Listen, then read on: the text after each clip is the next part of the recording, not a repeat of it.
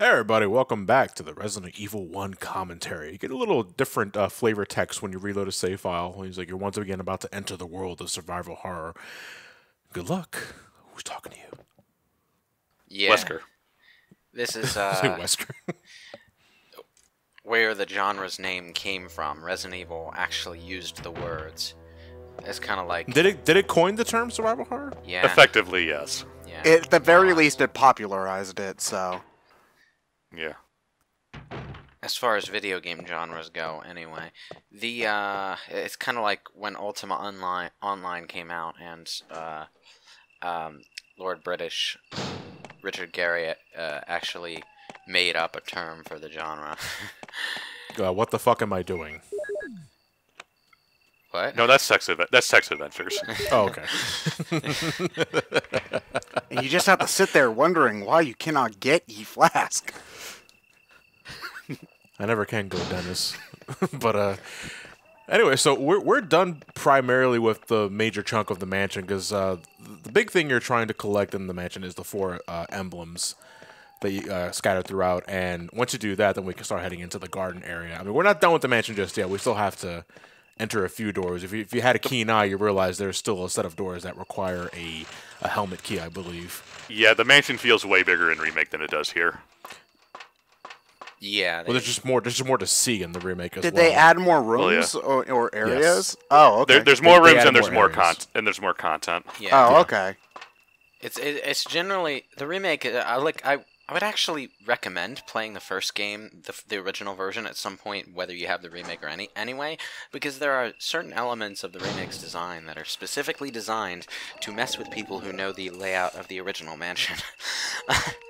Oh, the Final Fantasy IV DS effect. All right. I suppose. I don't know if that's brilliant or just mean. If they design It can be both. Okay, here's the thing. Yeah, it okay, can be. okay. The Magnum in the original game, you get a gemstone on your second trip to the mansion, and you put it in that tiger statue from before, and the tiger statue will turn to reveal the handgun. In the remake, you find the wind crest, one of the 4 crests that we just used to exit the mansion after leaving the mansion, and then you put that wind crest into a gravestone, and the other 3 crests from the original game are there, and you have to solve a puzzle with them to get the Magnum handgun. So the Good old hand cannon. Yeah, the mandatory escape keys from the original game are an optional puzzle now. John, why were you standing there for like 5 minutes doing nothing? Oh, my radio went off. Yeah, I got a call from Brad. Oh, okay. Yeah. So I just thought that you were just standing there. I was worried that I had paused my video by accident. Actually, If you want to know when the game is in cutscene mode, look at the top and bottom of the screen. There will be letterbox bars at the top and bottom whenever you go into cutscene mode. oh, for that cinematic shit. Okay. The Brad stuff is totally optional because you have to intentionally pause the game and go into the radio tab. It doesn't really matter. Because you know he turns into a zombie in the next game anyway. Well, that and Brad never hears you. Like the signal is always shit. You got 0 bars in this mansion. I forgot. Well, it's surprising. I still can't connect to Pokemon Go. I forgot that there was a radio menu in the original. The remake doesn't do that. You just get little cutscenes at specific points. Flip through the radio. Otacon. Someone's trying to check our signal. I'm sorry. What? Where are we getting the signal from? Raccoon City. We're in Alaska. Where is Raccoon City anyway? Somewhere in the Midwest. Midwest, yeah. So this pool, which isn't really a pool, is more of a dam. And when you lower the water, oh god, the snakes. Why is it always snakes? When you lower the water, it triggers the waterfall down below, and you can't go into the cave without turning the water off. Except in the novel, where they totally can just run through the waterfall, because the author plays all that stuff straight. If there's a puzzle with a glass... It's fucking water. If there's a puzzle with a glass case that you need to open, and you can't break the glass case in game, the character will just break the glass case in the novel. Yeah, because there are some video game elements you just have to drop for the sake of realism. Well, the puzzle is there, and Jill will consider the puzzle for a second, and then she's like, wait, what am I doing? I can just break this. That unfortunately is a question you can ask about a lot of things in games. It's like, why can't you just break the door down? Why can't I, put things in both my pockets? Yeah. Why is the key the same size as a shotgun? Why can't you put the keys on a key ring and save an inventory slot? And like in all pre-rendered games, you can tell exactly which items you can push around, because they're three-dimensional objects that stick out like sore thumbs. Less so of a problem in Remake 1, although it becomes more of a problem again when Remake becomes an HD remaster and suddenly, the resolution kind of... Ooh! Yeah, the HD remasters of Resi Zero and Remake are nice to look at, but you can definitely tell the difference between the resolution of the 3D models and the resolution of the pre-rendered backgrounds. Yeah. Less so in Zero. For some reason, the backgrounds in Zero cleaned up better. I don't know why. Well, that game was after Remake, so they probably... Yeah, but how long after Remake was it?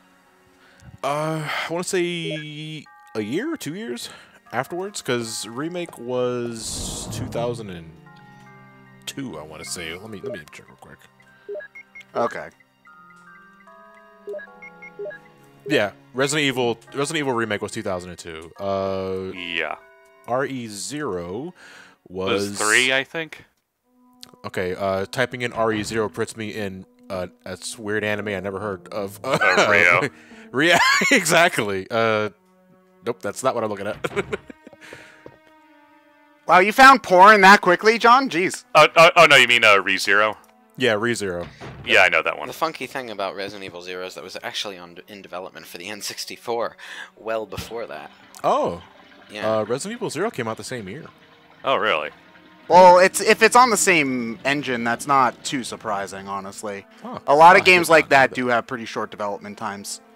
If all they have to do is make new content and they don't necessarily have to make new engine stuff or whatever, Especially in Zero's case, which ties directly before the events of RE1, so...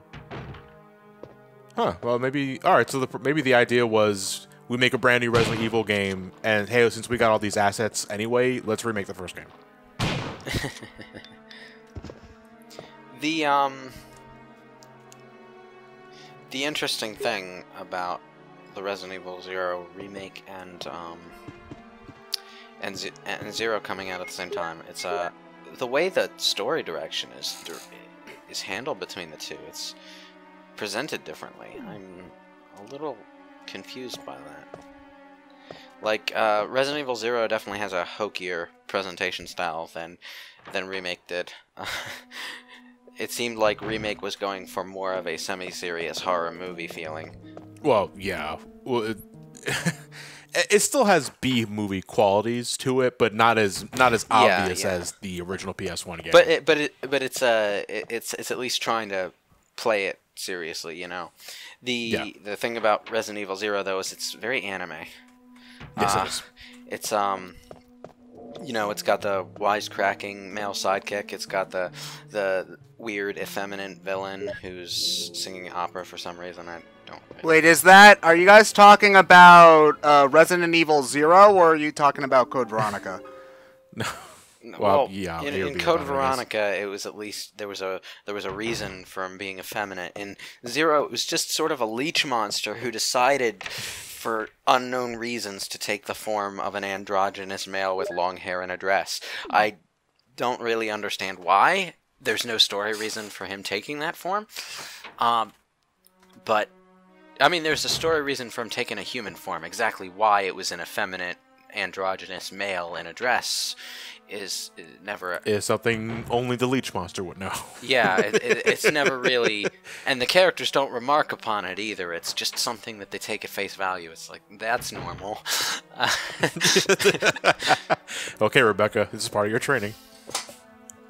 So what we've learned is that anime ruins everything, including Resident Evil. In Code Veronica, the Ashfords, for as weird as they are, have a pretty well-developed storyline going on for them. And it's interesting, and it becomes a bit of a plot twist.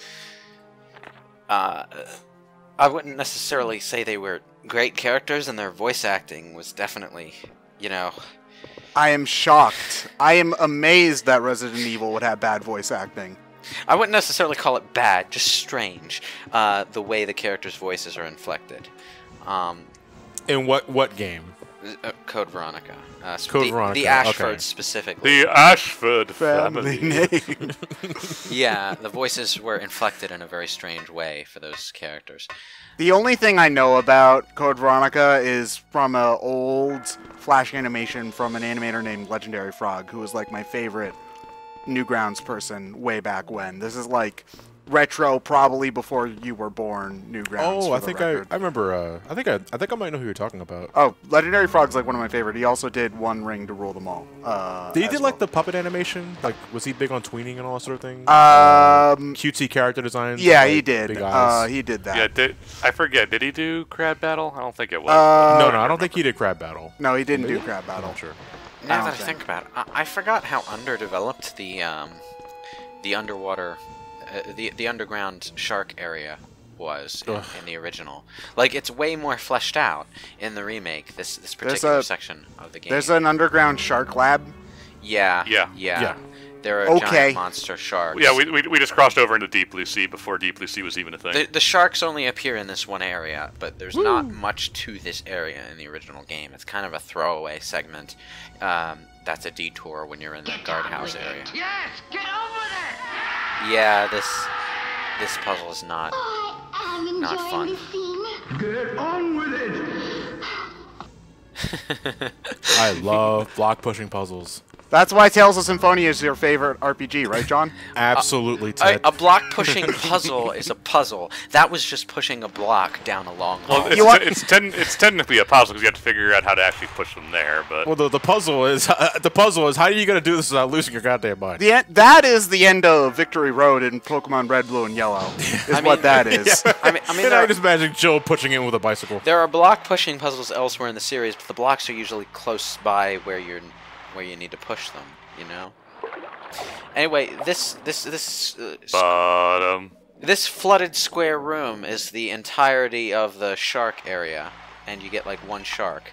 In the remake, there's this big multi-floor circular area that you need to drain. There's a part where you get trapped in a pressure chamber, and you have to very quickly on a time limit deal with the machine puzzle to get the shutters to get the pressure chamber locked down before the shark breaks through the glass.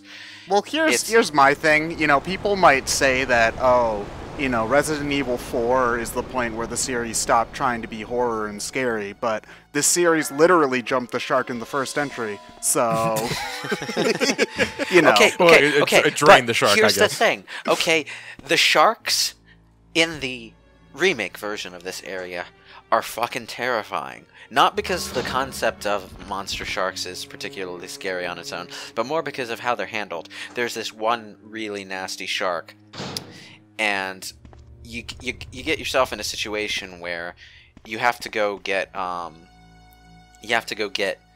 a key item on the other side of a shallow pool where one of the sharks has been beached, sort of. But as soon as you get over there, it sort of wakes up, if I remember correctly. And you have to shock it to death by pushing a computer console off of a cart and turning it on so that it will electrify the water. And then, once your phone goes off. once you've done that, the key item is right next to the dead shark's mouth as it sits there twitching. Nothing happens when you go to get it, but you can't The help sharks but think, somehow get your phone number and all that. but you can't help but think that if you go near it, it's going to eat you. Now it's just, a square room. You drain the water, and they're flopping on the floor, and you leave. That's it. Yeah, if you know exactly where to go, the sharks are a complete non-issue. Yeah, this area is not remotely interesting. Also, there's the roots of Plant 42. Hi. Yeah. Interesting way of how they handled this boss fight in particular. It's the only I think it's the only boss in the game that has alternate means of defeating. Yeah, you can fight it straight out as either character.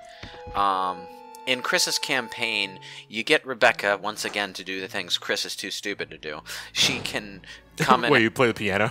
If you trigger the correct circumstances, Chris will get trapped by the plant, and you have to temporarily play as Rebecca to solve the puzzle for the Plant 42 toxin. Rebecca, it's a plant monster. Play Moonlight Sonata. Rebecca, this is so sad. Play Moonlight Sonata. She can solve the puzzle to create a sort of herbicide that will weaken the plant for you. As Jill, you actually have the option to either fight it straight out right away or go and deal with the herbicide. I would actually do the herbicide if I were you, because fighting in this game is not fun. Yeah, but V-Jolt requires math. This room, for some... Okay, in the remake, this room in particular has a lot of stuff in it. There's a table in the middle with a bunch of stuff on it. It's a very detailed room. It always bugged me, going back to the original, that it's just a really empty, barren wooden room with stains on the walls. It's just like summer camp. It's actually a college dorm, so... It's just so oppressively empty, that room. Just like college. Just like my life.